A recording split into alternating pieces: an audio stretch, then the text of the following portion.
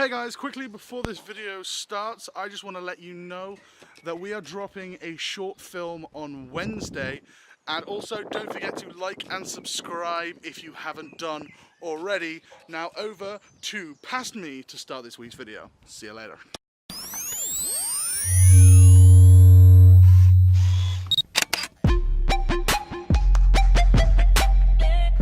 Hey guys, and welcome to another LN11 Productions video. I'm Philip Marshall Jr.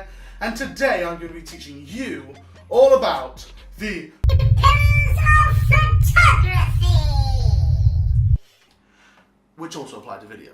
Firstly, what are the three pillars of photography and why do I need to know them? The three pillars are ISO, shutter speed and aperture.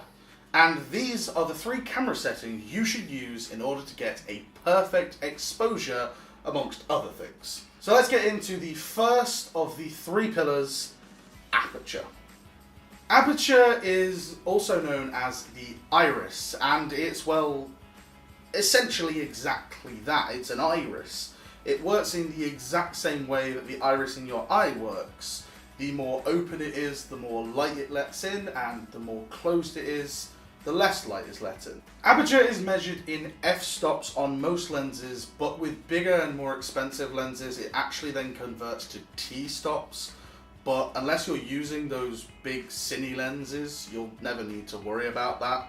This lens right here is a 50mm lens, it's a prime lens, and it has a max f-stop of 1.8, which means it lets in a lot of light. I'm actually going to show you, it's currently fully open, and you can just see the amount it is open and the amount of light it is letting through the lens. Now, I'm not going to call it a problem or downside, it's more the side effect of opening and closing the aperture is that it affects depth of field.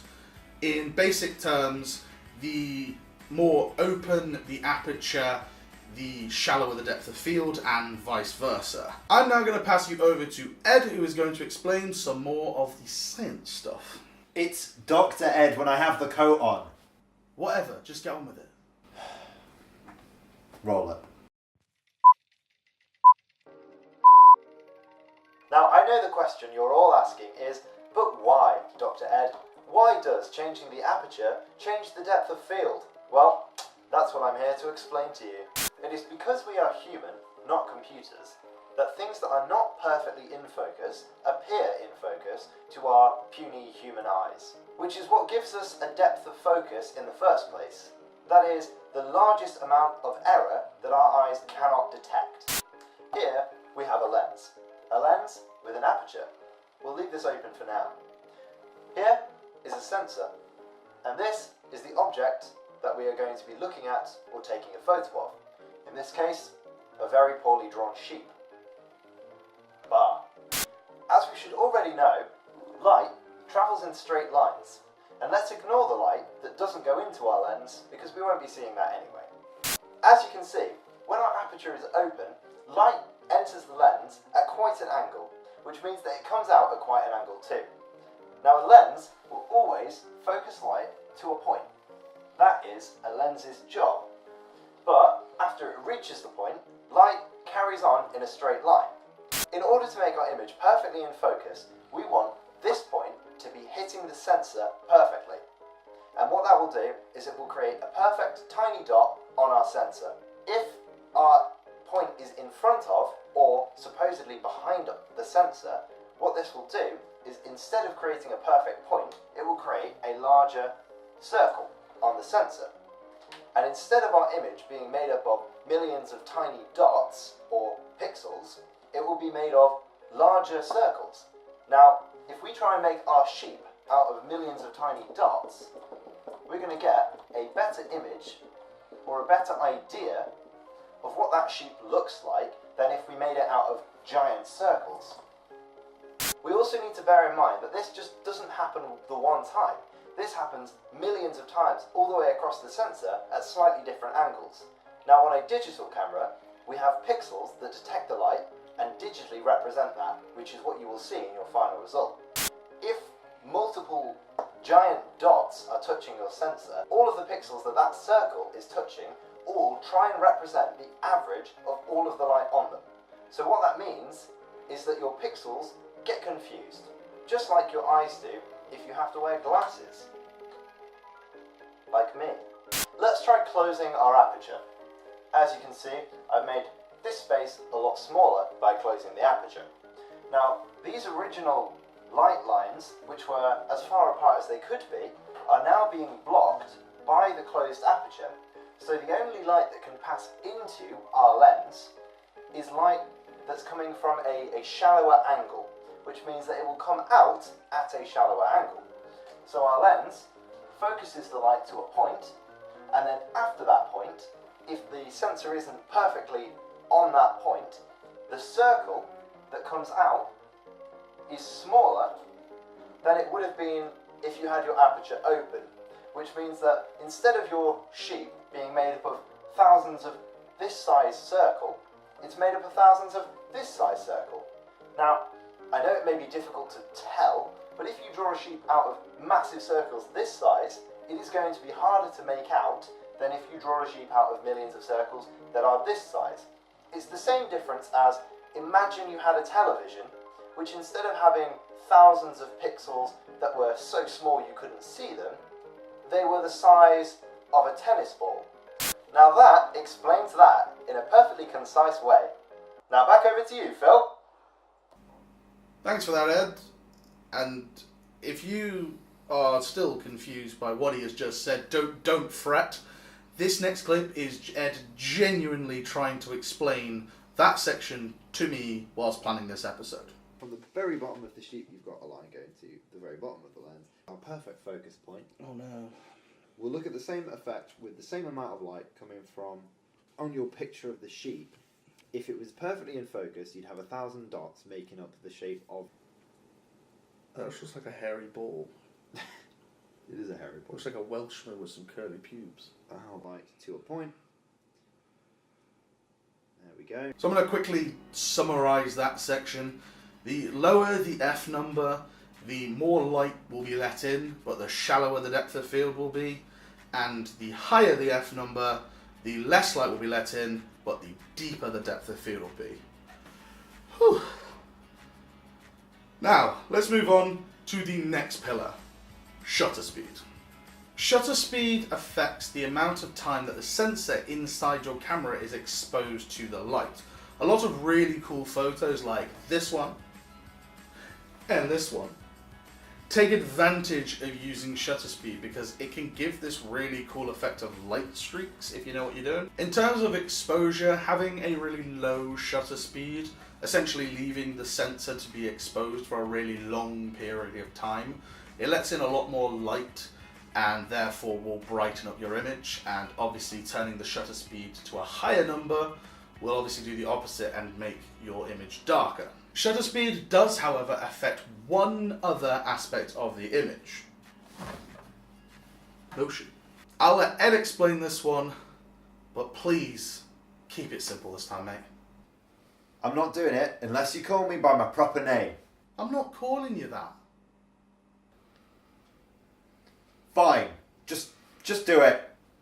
When you take a photograph, your camera takes in light, closes its shutter, and then records what it saw when the shutter was open. If your shutter speed is very high, it closes very quickly. This means it doesn't take in much motion. Just imagine how much motion actually occurs in 1/1000th of a second. If your shutter speed is very low, it takes much more motion in. This means that the light that's going into the camera actually changes as it's recording it. This results in motion blur, which is a trail of what has happened just before the camera closed its shutter. Film is just a series of photographs all sequenced together, so this affects film just as much as it does photographs. Going on from that point that Ed's just made, Dr. Ed. there is a slight trick to shutter speed in terms of film. The trick is that it's best to set your shutter speed to double the frame rate. Now in the UK we shoot at 25 frames per second, so you would want your shutter speed to be 50 frames per second. I don't know why it is the way it is, but it's just the way our eyes tend to see motion best. If you have your shutter speed too high, everything seems unnaturally smooth. And if you have it too low, everything just seems choppy. The trick, double your frame rate. And now onto our final pillar, we have ISO. ISO, at its most basic definition, is how sensitively your camera reacts to light. Now, when people tend to hear this, they just kind of go at using ISO without any caution. However, caution. If you just boost your ISO too high, just going willy-nilly thinking I need my image to be brighter, what happens is that the camera starts to digitally add pixels. This is commonly referred to as noise. Noise. Noise takes away the clarity of your picture. Now, some people do prefer the look with noise because it reminds them of film grain. However, there is an actual difference. So if you do want a film grain look, just add that after you've taken the picture. One final point about ISO is that it doesn't actually affect any other part of your image like the other two did. All ISO does is artificially brighten your image, which means that the only side effect of using ISO is a negative. Every time you increase ISO, you add more noise, which is why I would say use ISO sparingly. Right, it's that time again. What have you got for us, Dr. Ed? No, it's not Dr. Ed anymore. It's Professor Ed, history lecturer. Roll that clip. Did you know that ISO has been used since 1974? It stands for the International Organization for Standardization. So I'm here editing right now, and I just noticed that Professor Ed made a mistake because ISO does not stand for what he just said.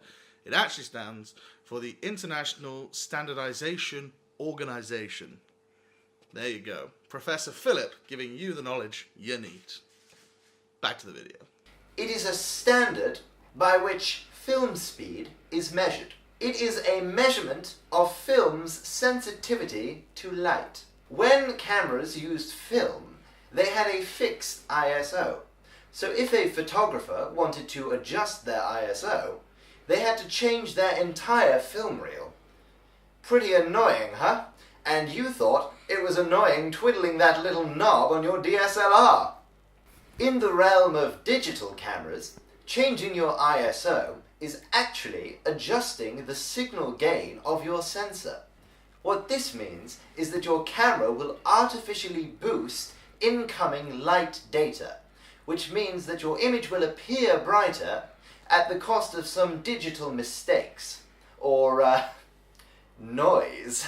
Oh, I could just go on forever about the history of ISO. Maybe not. We have been talking for a while. I'm just gonna move on. Yeah.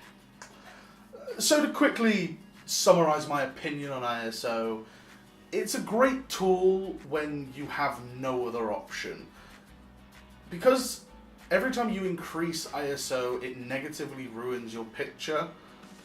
I would tend not to use it as much. However, just increasing it maybe one notch doesn't massively ruin your composition, so you can use ISO sparingly. My advice, ISO, keep it low. And there you have it. 3 simple tools that will help get your exposure perfect amongst other things. My advice, honestly, is to just play around with these settings and experiment. And there you have it, that's the end of this week's video. Any final words, Professor Ed? I'm not Professor Ed anymore. I'm Jedi Ed. Yeah, okay then. We'll see you next week. Bye!